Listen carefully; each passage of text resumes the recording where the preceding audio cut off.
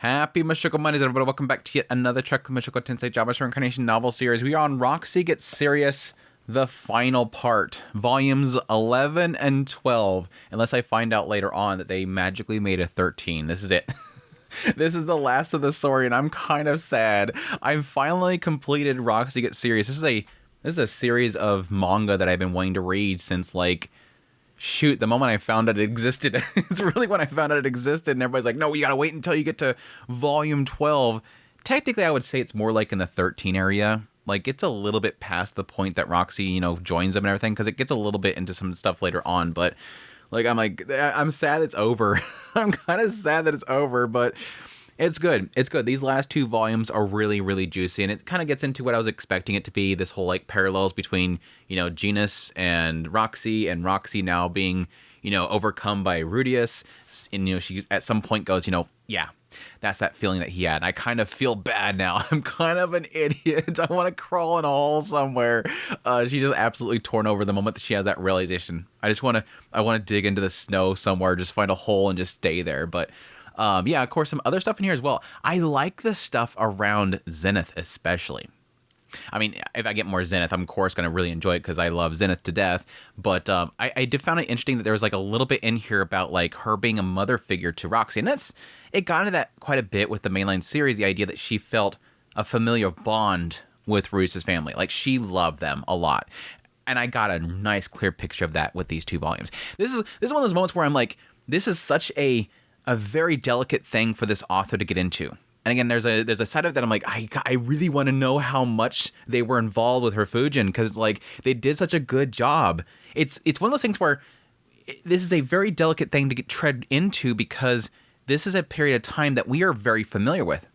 This is volume 1. This right here is volume 1 of Mushoku Tensei. So for them to sort of, dance around what we already know and not tread too heavily, don't create a scenario where I'm like, how does that fit? I don't know, that she wasn't acting that way during that time, or that doesn't really make sense there.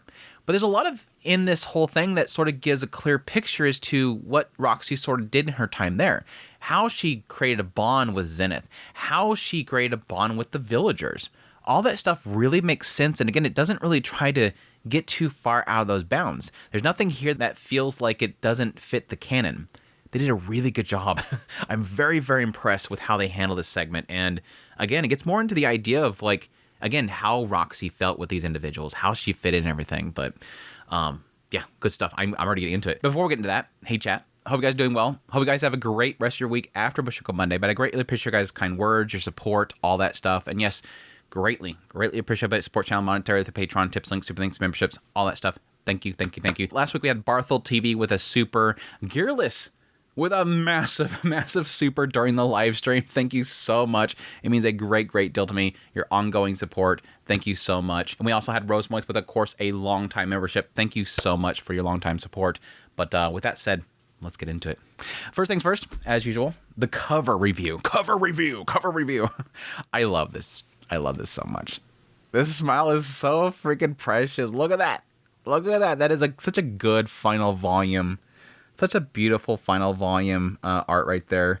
I'm going to have a heyday cutting that out because I almost really badly want that for the thumbnail, but we'll see. I do the chibi now. I like the little goodbye. Again, last volume, kind of a nice little curtsy. Great stuff. 11's great too. Kind of showing her first arrival there. Whole get-ups and everything. Standard Roxy outfit. And yeah, of course right here, her helping Rudy, studying everything. Cute stuff. I love these so much. But anyways, which one I love the most? I'm gonna go with 12. I like it. It's such a cute smile. Anyways, let's get into volume 11 and 12. I don't really know how I'm gonna handle this one because I know at some point I'm just gonna dig right into it. I'm gonna try to stick to, like, how it plays out. But yes, let's kick things off with the first arrival there. Right off the bat, Roxy's feeling like, I think this might end up being like all the other situations. Maybe I'm a little bit too hasty. Maybe I accepted this job a little bit too fast. I'm going to go all the way out here, all the way out in the boonies, and then I'm going to find out that they're just going to kick me out as well. But which makes sense because, again, the last two that she got was immediately she got framed for something. And then, again, with Philip was like, no, you don't get the job. Get out of here. I can't leave you to my daughter. So she's going to be traveling all the way out here to Buena just to get that same thing. I could see the fears there. But yes, she arrives there. Pretty much all the scenes that we got with, the mainline series where she first arrives and gets all the looks from them. We fucking find out later that she assumes that this is because she's a demon. Her hair color, all that kind of stuff. But yeah, getting the idea that, yes, Rudy's kind of a genius. I like this again because a lot of this whole segment here, these 2 volumes, is going to be, of course, Roxy's perspective. Every now and then it plays off, the thought bubbles for Rudius. But I like the fact that we got these 2 volumes stuck strictly to Roxy. And what I found interesting about that is that I was surprised to see how very little she noticed of Rudy. How very little she noticed of his quirks. She just mostly gets really stuck in the idea that he's a genius. This is a very smart kid. He's very about learning things. She's always pointing out the idea that he absorbs things so well, just like a good student should. He does this. He's amazing here. And yes, eventually getting into the idea of, yes, fighting over jealousy of how smart he is and what he's capable of doing, and him overcoming her just like, again, she overcome Janus. There's a lot of that stuff, but there's very little of her going, why is he fidgeting like that? Is he afraid here? There's moments where she will catch him alone and she questions if he's happy doing what he's doing.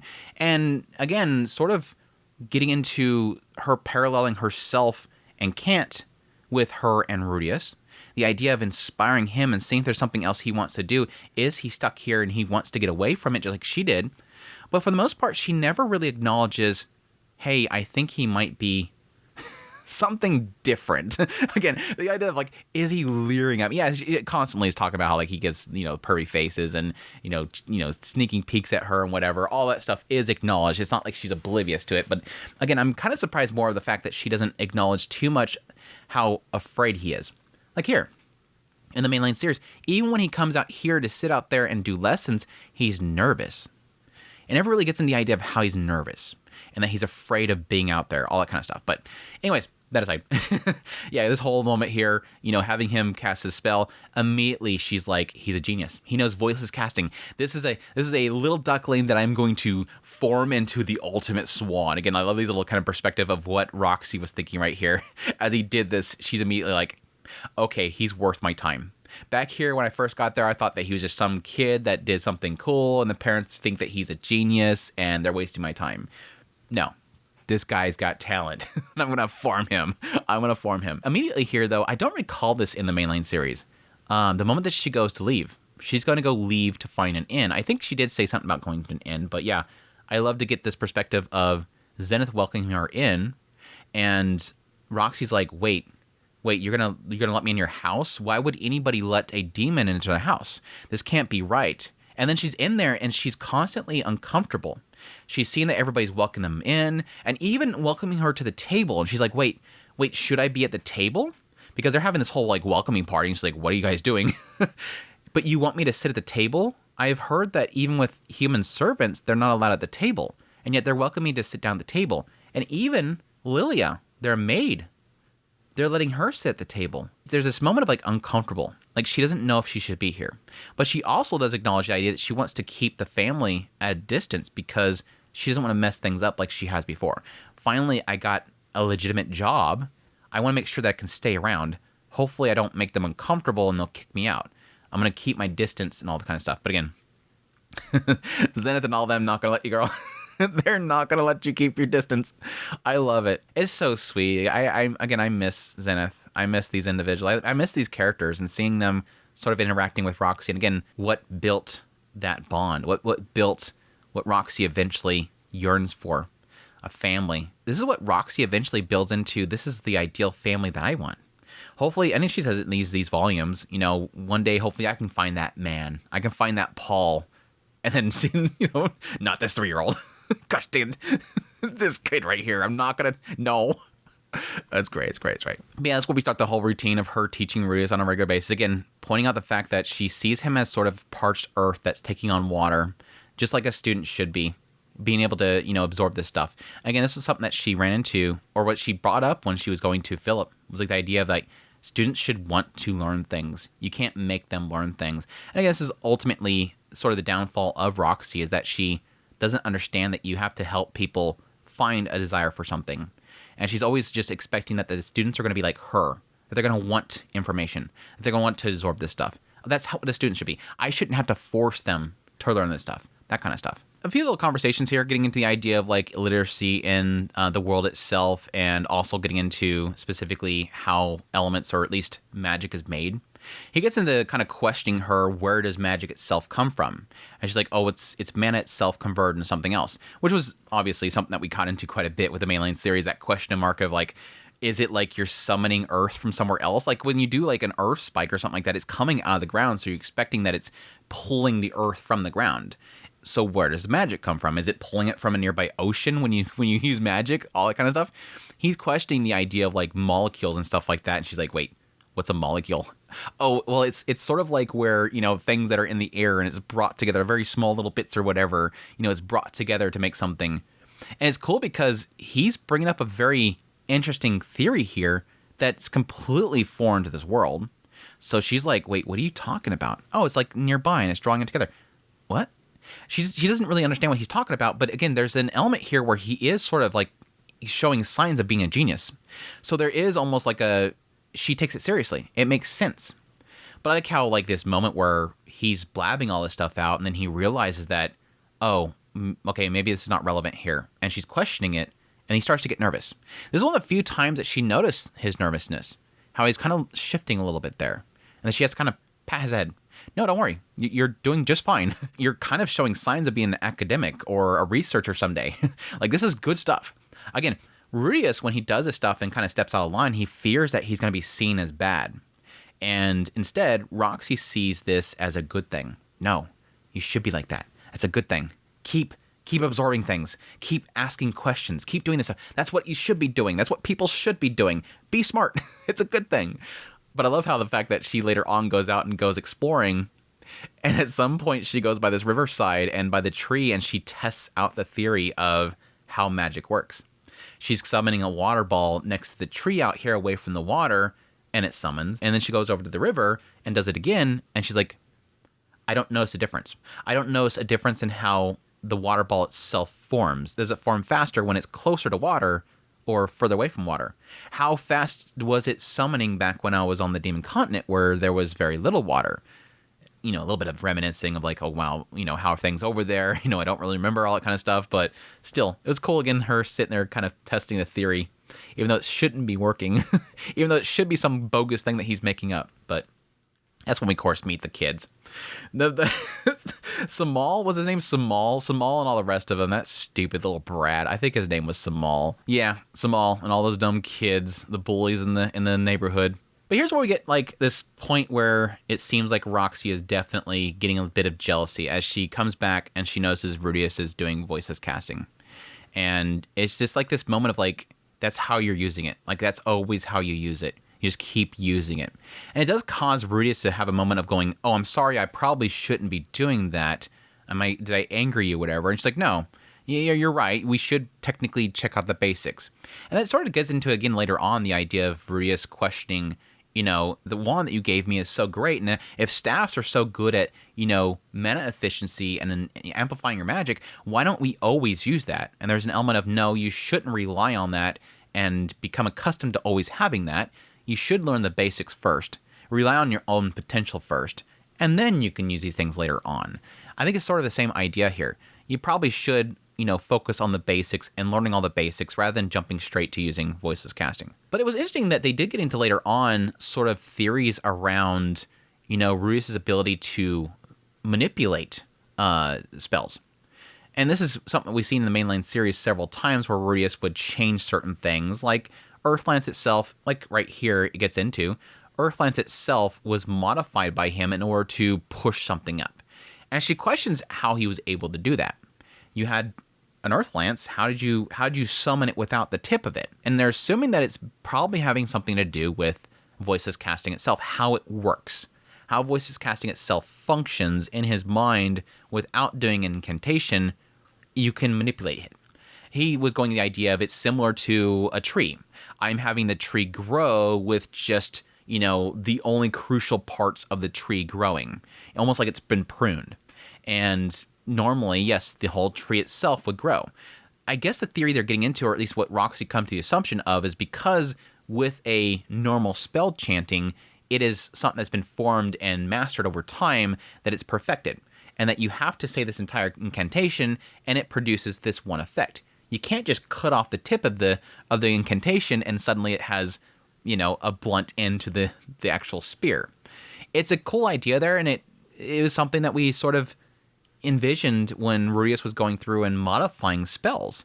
For example, when he made his little lightning thing and he turned it into a shock spell, he just sort of manipulated it. In his own mind, he manipulated it and became something of a shocking spell rather than a massive lightning bolt. Something that's completely, not very usable in combat because it hits everything around you. Let's just make a little shock out of it. Let's modify it a little bit.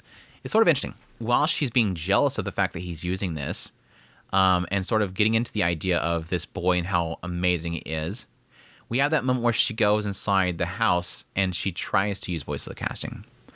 And in her mind right here, she's saying, I'm trying it, but it's not quite right. I'd never do something like that. I would never be jealous of a child. I'd never, ever be jealous of him. I couldn't do that. No, not me. I couldn't do that. There was somebody else that did that to me, but I wouldn't do that to Rudius. Yeah, and that's kind of a little bit of a rough point for Roxy as she's hiding away up in her room, says that she's not feeling well, and Zenith goes over to see her. I love this one so freaking much. There was actually 2, maybe 3 points in these 2 volumes that got me emotional. It's been a while since we had an emotional moment in these Mushoku Mondays, but this one got me. Zenith coming up there and being a mama. She goes up there and checks on her, says, "Oh no, there's no fever. I don't feel a fever. Must be because you're trying to get used to life out here in the boonies. We'll consult the clinic if it doesn't get better anytime soon." I think right here Zenith knows what's going on. She says Rudy is just a cute kid we love, but I think there's some things that we as parents don't see. So if something happens, please don't hesitate to tell us. I think she knows that it's something between her and Rudius. And then Roxy corrects it, says, no, he's brilliant, unlike a child. He's so creative. I'm the one who's... And that's when Zenith says, no tutoring tomorrow. Take the day off. You're going to take the day off. When you're tired, you have all sorts of thoughts that aren't good for you. She knows that Roxy's trying to stop herself from having unpleasant thoughts about his genius. I think there is an element here where Zenith and Paul, all of them know that Rudius is a genius and that he can potentially be somebody that could make you feel like you're inferior. Again, the whole pug thing with Paul, I mean, it's later on, but they've all had this moment where they go, he's almost too smart. He makes you almost feel less. Paul had that feeling of being looked down upon. These people know how Rudy is and potentially how he can affect other people. And right here, Zenith is already seeing that Roxy's feeling inferior, I think. That's why she's saying, take a break. You're having these unpleasant thoughts, basically. But no, I like how it follows up with her saying, call me Zenith. Don't call me madam or whatever. And I'm going to call you little Roxy. Don't call me little. I'm actually way older than you. And it cuts the next morning after being like babied by Zenith and being fed by her and everything like that. She literally wakes up the next morning. She's like, I let a lady half my age baby me. I'm so embarrassed. She doesn't want to leave the room. She doesn't even want to leave the room. It's so cute. Making a child like Rudy worry over me. It was cute. I love that. I love that whole segment. I think this is really the breakthrough moment for Roxy where she really did open up to them. Again, before she was a tutor. Again, she feels inferior. She has this breakdown moment. And then Zenith comes, swooping in, takes care of her. And she still sees Rudy as a child. So now Rudy is now worried about her. And so she's like, crap, I made this child worry for me. She's making a bond right there with his family. It's super cute. Anyways, on her day off, though... On Roxy's day off, she decides to wash her clothes, wash her pantsu. At some point, Rudius is nearby, and she reaches over for something. Gets a little bit of a shot of Nopon. Oh my gosh, I'm surprised the mainline series didn't note that part. I don't remember noting that part. I think we took a little bit of liberties with that part. Yeah, it's in the Nopon. Got a little shot of Nopon. But yeah, before the whole Ponsu thing, I like the little moment right here between Roxy and Rudy and the fact that she's saying that he's so driven to figure things out. He's constantly training, even when they're supposed to be taking the day off. And he tells her that he feels anxious unless he's doing something. Like everything will suddenly go wrong. And she's like, he's got a good family. They got plenty of food and wealth. Why would he have these feelings? What would give him that anxiety? I think this is probably despite what I said earlier, this is probably the only moment where it kind of has her at least questioning why at all would he have a problem about this. This kid's pampered. He's living it up in this village. He's the most well-off child in this entire village. Why would he have any anxieties? Why would he have any sort of problem? What she's obviously not seeing here is Rudy is trying to prevent things from going south again. He doesn't want it to go south again. But yeah, after this whole segment, she doesn't have any clothes. I love that she gets some of Zenith's old clothes. Paul comes in and pats her on the head. Oh, sorry. It brought me back old memories. I was cute seeing Roxy in Zenith's old clothes. Granted, it's her old adventuring clothes, and I could see those being even too big for Roxy, but yeah, I guess she was a little bit smaller back then. But it's cute kind of seeing, Paul and Zenith's relationship. And again, that moment of Roxy hoping that one day she has this man that she can find of her own that's going to be similar, so they can have a little, loving relationship like this one. And of course, we have the catching of the banging happening. There's like several moments. The first time she actually goes out there, she's trying to figure out the noise because she thinks it's somebody breaking in, and then she realizes it's them and they're banging, and then she gets a little flustered, and at some point she hears a scurrying nearby and realizes that potentially Rudy may have seen her next to the door. And so it cuts the next day and she's out there training him, and he doesn't seem to be giving the impression that he's seen her. So she's like, whatever, okay. But later on when she happens again, that's when Roxy can't help herself, and she has a little bit of fun herself. And then the third time that they show it, literally they're done with their training for the day in her room, and so they go to leave and he goes to go to his room and they're banging. And Rudy knows that they're banging, and so he's just playing it off like, oh, well, let's go tell parents, or, oh, I need to go to the bathroom. Like, he just keeps giving all these excuses to have to go by the bedroom, and Roxy keeps trying to stop him until eventually she goes over there and just shuts the door, and it goes completely silent.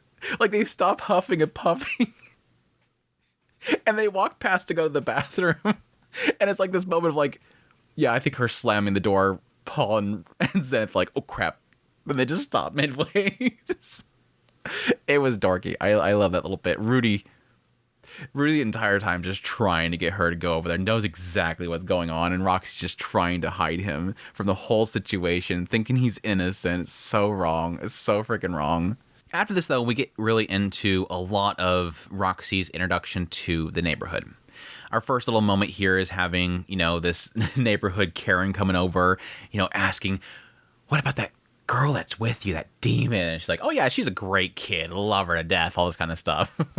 But yeah, eventually going out to the clinic and having her have to go out and do some deliveries, end up bumping into some people, asking some information on where somebody lives, and her, thanking them for the information. Them going, oh, so even demons these days can say thank you. And Roxy's like, hey, I can hear you, but you're kind of right.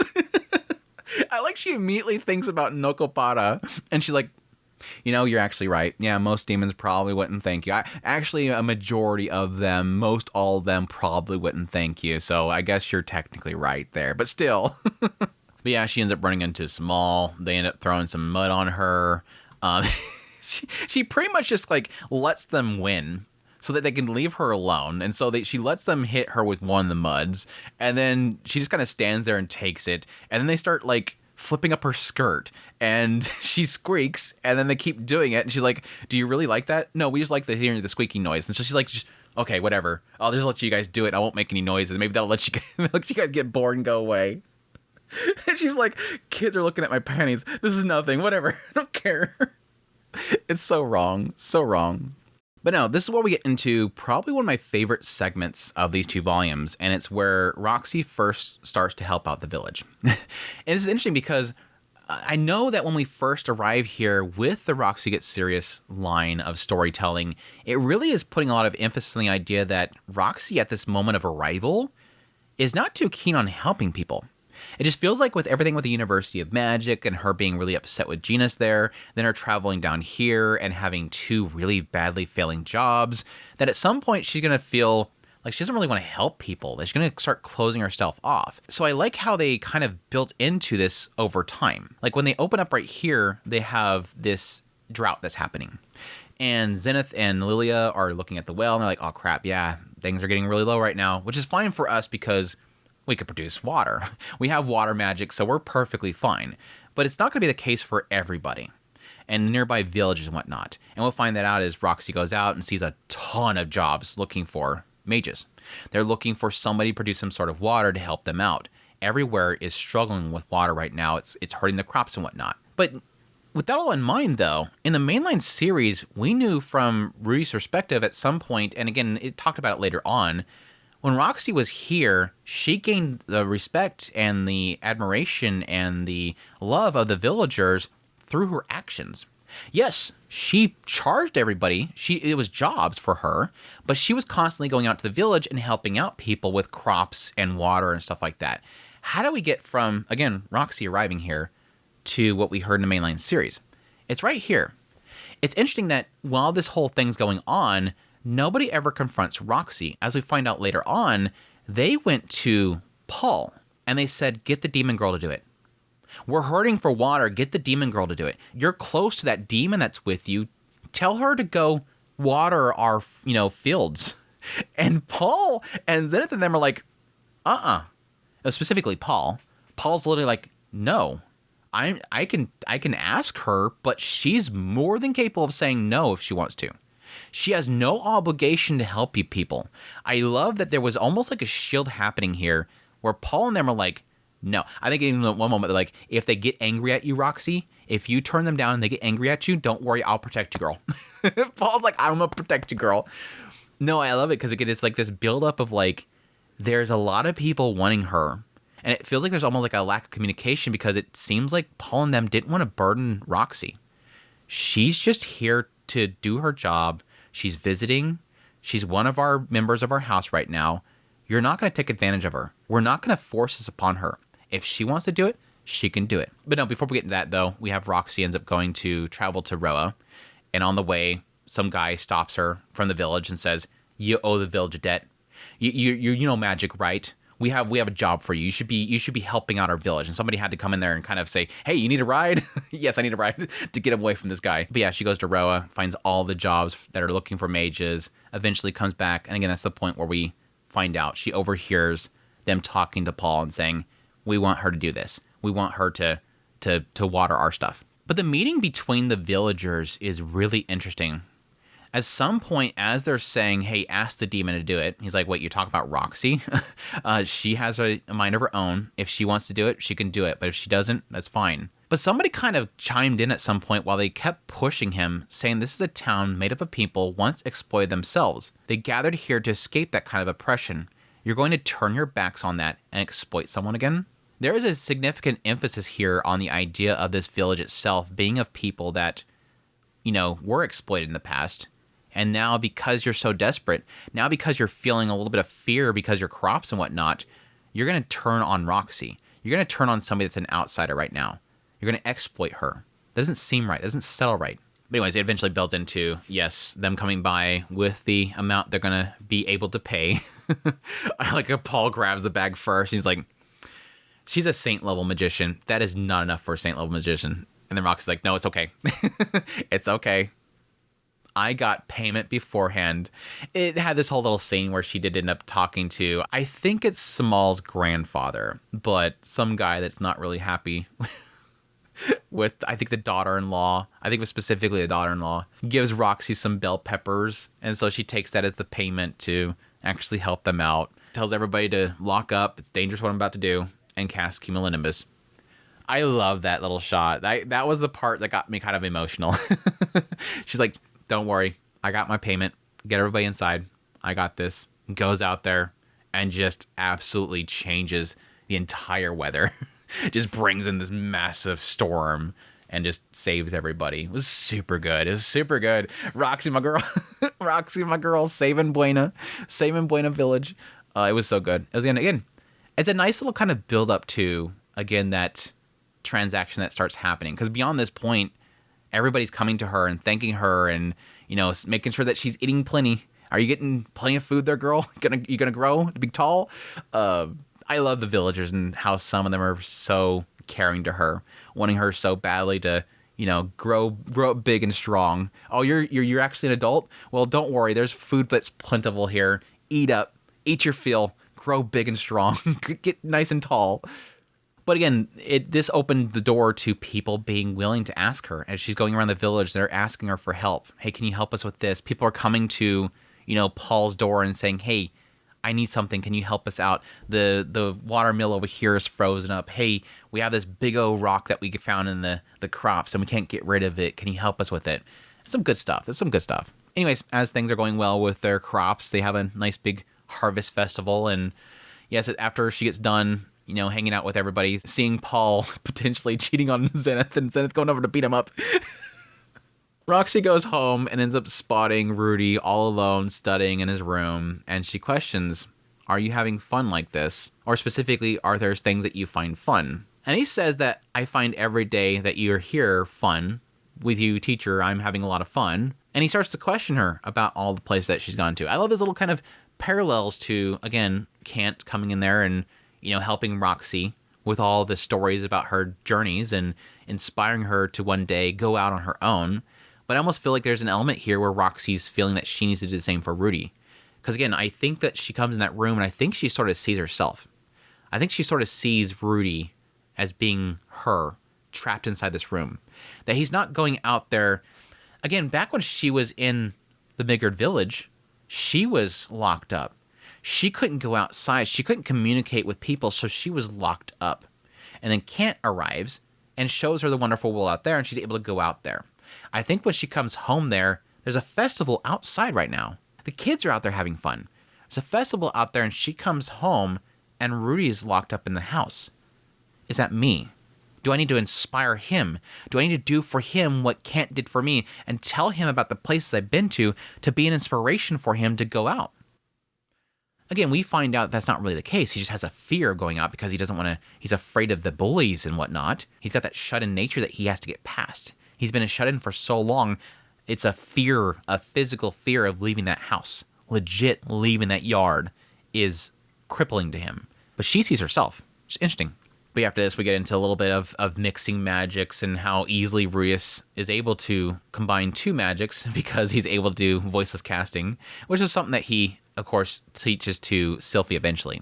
Is the fact that he's able to cast both, fire and water at the same time to create hot water. This is something that you just can't do if you're using chanting. So her Roxy, she's asking him about, okay, do you have any suggestions that I can help, melt the ice on this water mill without using fire? And he's like, well, use water. Just combine these two spells. It's really easy, right? And she's like, what? No, you can't normally do that because you only have one mouth. You can only cast one spell at a time. So again, this is one of those signs of voiceless casting is OP. Voiceless casting is OP. I did like the scene after this where we have them cooking Paul's favorite food, the pound cake. And Roxy's like wanting to, learn how to cook as well. So they're helping her out to teach her how to cook and everything. And yeah, they end up cooking the pound cake. Paul comes home and they're like, oh yeah, so you're going to have your favorite. And he's like, God, you know what? To tell you the truth, it's not really my favorite. I really don't like sweets. I think they even mentioned that specifically. And I think it was Lilia's chapter, if I remember correctly, had that little kind of admission there. It was really cute. But yeah, he'd be like, no, I actually don't like sweets. It's just that she sucked at cooking anything. It was just the pound cake was the only thing that she was good at. And so I complimented it and she got the wrong impression. So now she thinks that I really like the pound cake. Now she's good at cooking everything. So I just have to deal with this every now and then. All of her stuff's delicious now. She's like, like, you think it's delicious? Yeah, I think it's delicious. And then Rudy decides to speak up. He's like, no, that's not what Dad was saying. And then Paul's like, wait, what are you talking about, kid? He says all of your food's delicious. Oh, thank you, sweetie. And then Roxy's like, yeah. They have this little moment between Rudy and Roxy. Yeah. That was a good move there, boy. Oh, it was so dorky. So dorky. After this, we got a little bit of discussion about specifically Roxy helping other people. And when she's helping other people, doing it at a price. And Rudy really kind of questioning, is like, is that a good thing? When people are in need, why would you charge them for things? And they're kind of pressing upon him that if people need things, they have to be, willing to pay something for it. There has to be a transaction that happens. I thought that you were going to get back into sort of what Nokopada sort of pressed upon her, the idea of having a value to things. Otherwise, it kind of breaks the structure of the guild and whatnot. There's an element here where you do need to sort of pay something to something. And I think that is also an element of not feeling in debt as well. It's all kind of important. And of course, Roxy instills that upon Rudius in here. But she at the same time also thinks that Rudius is the sweetest boy because he wants to help everybody. Hugs him. Rudy, you just want to follow your heart and help everyone in need, don't you? And as she's hugging him, she's got this, it's winter, so she's got this massive coat on, and so he can't feel her through it. So he's mad because he triggered this whole thing, the hug scene, without being able to get in there and feel her body. It's so dorky. You're such a kind child. I can't feel her. I can't feel her. This sucks. But no, they got a little bit into the whole voiceless casting thing and how Rudy himself fears that it might be taboo. That every time he mentions voiceless casting, she has this expression. We know the expression is jealousy. She wants that so badly and she can't have it. She's feeling inferior to him and he sees that. He's assuming it might be because it's not a good thing that he's doing voiceless casting. And so he questions, is it a taboo? Am I going to be branded a heretic or something like that? She's like, no, it's just very, very rare. And he offers to teach her. That was weird. I don't think that was ever mentioned in the mainline series, so this might be like them kind of stepping out of line here a little bit, but like he offers to teach it to her. And she says, no, I don't think I'd be able to manage. I'll refrain. Very interesting. Very, very interesting for her to decline it. And I think it might be an element of her just feeling that it's impossible. And it does sort of call back to when she first heard about voiceless casting. I don't get why she chooses here to not do it. I kind of flipped through it a couple times. I don't really understand why she chooses not to. And it might be specifically because she feels inferior, that she's got too much pride to ask a child, hey, teach me how to do this thing. I still think in the end she wouldn't pull it off because they do imply the fact that you have to be a certain age. You can't just do it at whenever. But then we get a little bit of discussion about specifically calling her master rather than teacher. That Rudius wants to call her master, and she's like, no, please don't. It's like, why? Because eventually you're going to overcome me. You're going to be more skilled than I am, and then that's going to be really awkward, right? It's like, no, I think that's perfectly fine. It's like, well, I wouldn't like it. I wouldn't like somebody that is better than me to still call me master. It would feel bad. So they choose not to. But what's great about this is where she's finally making that connection. She's finally making a connection between Rudy and her to her and Genus. She's starting to see exactly what Genus was going through. And she's starting to realize at this point, I was horrible back there. I am the absolute worst. Again, I need to find a hole that I can lay down inside. It's so great. After this whole thing, we finally get Roxy meeting Laws. She ends up delivering some stuff to the tower where they're working at, and she gets to meet Laws. A little conversation here about specifically Superds, the fact that he immediately thinks that Roxy is Superd because her hair. Getting into the tales that they tell about the Superds and how I like how Laws is like, no, I think that's just some sort of tale that we tell to keep kids in check. And Roxy's like, no, you don't understand. They tell this tale to us, at least over there on the Demon Continent, because they want us to realize how dangerous they are. They're telling us that tale not to scare us into going to sleep. They're telling it so that if we ever see a Superd, you get away. Again, the Superds killed so many tribes. Murder them, slaughter them. The idea here is to be deathly afraid of them because they might slaughter you. Again, the idea of like if you cross them, if you look at them wrong, they're gonna kill your entire family. They'll just kill you all. It's crazy. It's crazy. But no, as Roxy was coming there, she ran into Samal and all the other kids, and now they're missing. So they have to go out into the forest and look for Samal and the other two kids. And she ends up finding Samal, who was going to the bathroom at the time and got separated from the other ones, before she finds the other ones and brings up this big shield to protect them all. And I like the fact that they're like, hey, Samal, you're with the demon. What are you doing? Why would you bring the demon with you? And he's like, no, I defeated her, and then now she's my subordinate. So, subordinate, go out there and kill the wolves. Samal, you dick. He's such a dick. Yeah. I love this, though, because after everything kind of unfolds, you know, Paul shows up and kills all the wolves. She lets down the shield, and, you know, everybody's showing up to get them. At some point, she noticed that Samal pissed himself. And so she takes her cloak off and actually covers him with it. And it was like, oh, so sweet. But then Samal's mom shows up and beats the crap out of him because you caused problems for Paul. This is one of those things where I don't know how much I got into this back then, but like, damn, you realize at some point a kid's the way they are because the parents. Samal was the way he is because parents. His parents suck. He turned into a douchebag of a kid because there's one side of it. He's a kid. He's a dumb kid. He's a dumb bully kid. But at the same time, there is an element of like, yeah, a lot of this is probably from the parents.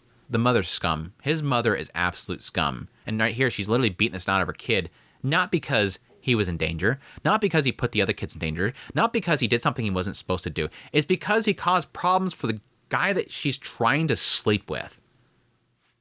Get your priorities checked there, lady. Paul comes in there and stops her from slapping. Oh, yes. Yeah, they're very sure, Paul. If you think he's learned his lesson, okay. Paul's like, hey, Roxy, you want to go get a drink? Yeah, let's go get a drink. Oh, gosh. But yeah, after this whole ordeal, this is where we kind of are wrapping up Roxy's time with Rudy. She's realizing that she's running out of things to teach him, that at some point she's going to have to give that final lesson. We get a little bit into the fact that Rudy is turning 5, and thus they're trying to think of a present for him. It gets into each one of them and what they got from their parents and whatnot. Paul got a pin that he never used. He knows that typically nobility tend to get, gifts that favor something that they will eventually need in the future. So for him, it's this really fancy pin. You're going to eventually need to write up a bunch of things. You're going to need a nice little pin. Zenith's was a corset. She's like, ever since I got that corset, I immediately was like not able to ever be able to have my fill anymore because I'm always having to wear this really tight corset. I was having to wear it like immediately the moment they gave it to me. Lilia, of course, got a sword. I like Paul's like immediately like, yeah, of course, Master knows best. Master gave you a good thing. She's like, everybody else in the village, they all got ribbons. And so they just lorded over us. I got a stupid sword, and they all had beautiful ribbons. Shut up, Paul. Shut up, Paul. That was great. But yeah, they turn to Roxy, and of course, Roxy's like, we don't have anything like that. But they're pushing upon Roxy. Hey, can you go find out what Rudy wants? You know him better than we do. Please go find out what Rudy actually wants. We don't want to give him something bad. Because technically, Paul was already talking about giving a sword and stuff like that. But yeah, so she goes out there and she starts asking Rudy, what do you want?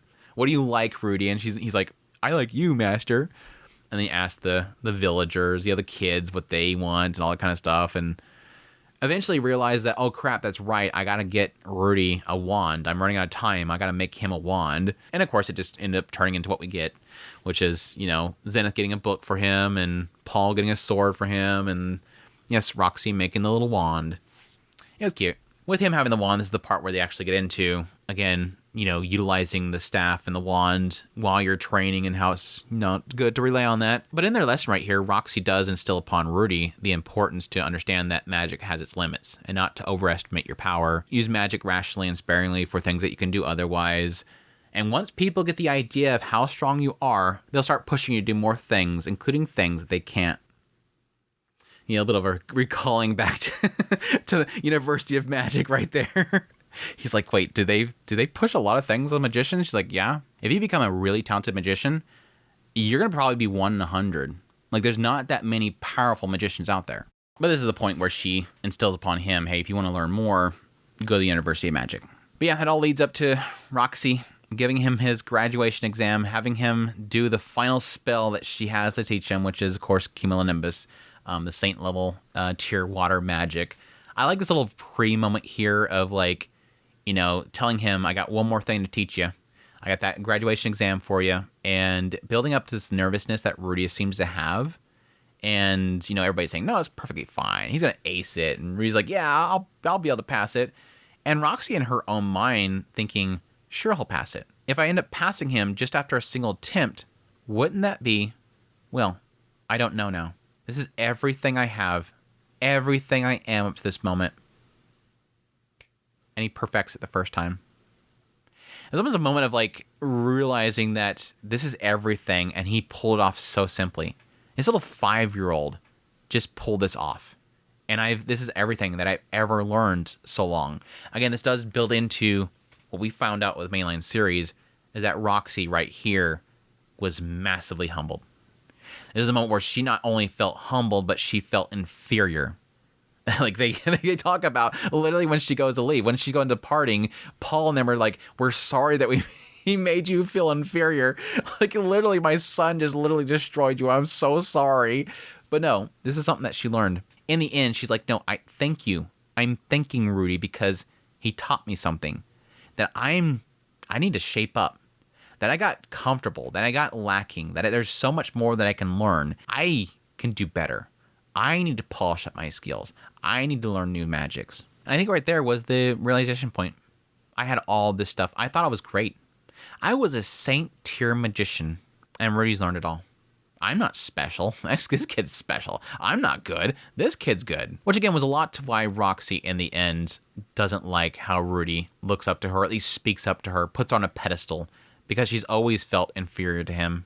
But no, that's when she parts ways with them, walks off, and then we cut back to the current time, which is like a funny moment where like in the manga it cuts to the current time and Rudy's listening to these stories and, you know, being upset that he was such a brat of a kid and that he caused her so many problems, and he's apologizing to current time Roxy, and she's like, no, it was good, and you were a great student, all this kind of stuff. But it was like one of those moments of like, she just told the story of the time they spent together, which makes sense because she'd be telling him what she was going through, what she was thinking about the entire time, which again was a lot of her feeling inferior, her fighting and struggling with her jealousy over him, all that kind of stuff.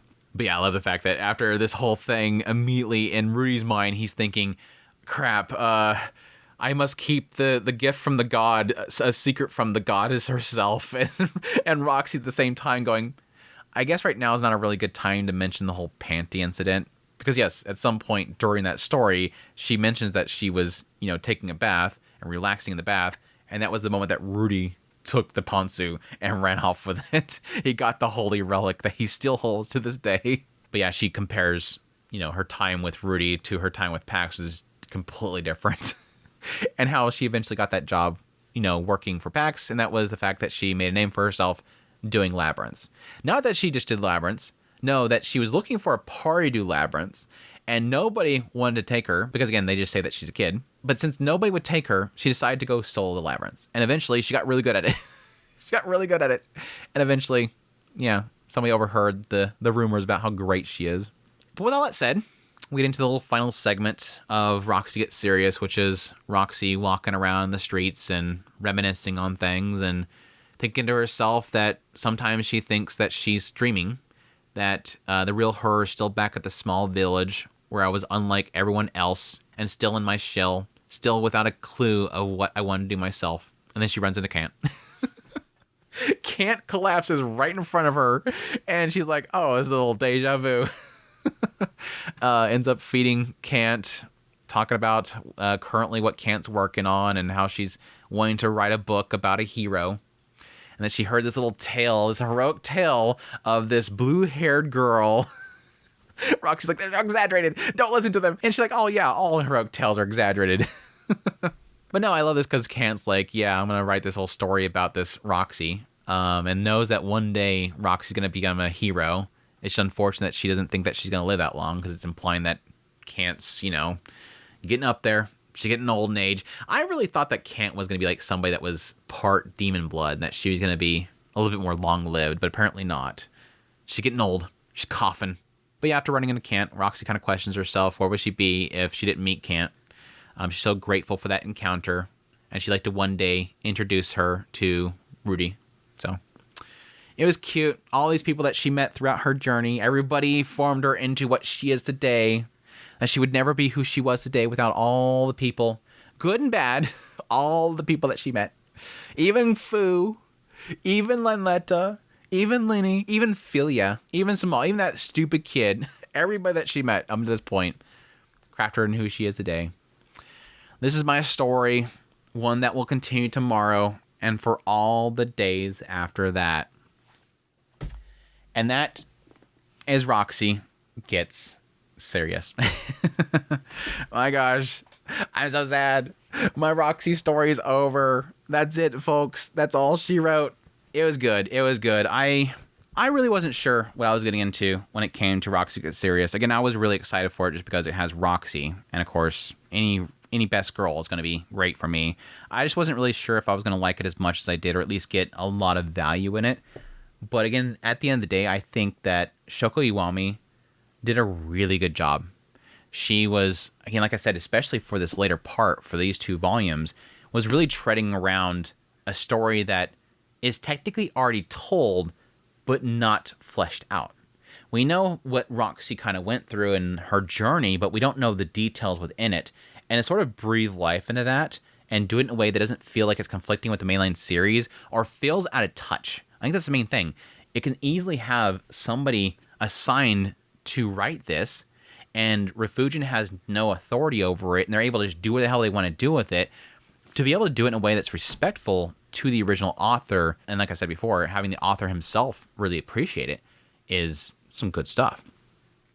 Though, in the end, I will say, probably my only real criticism overall is probably the later parts.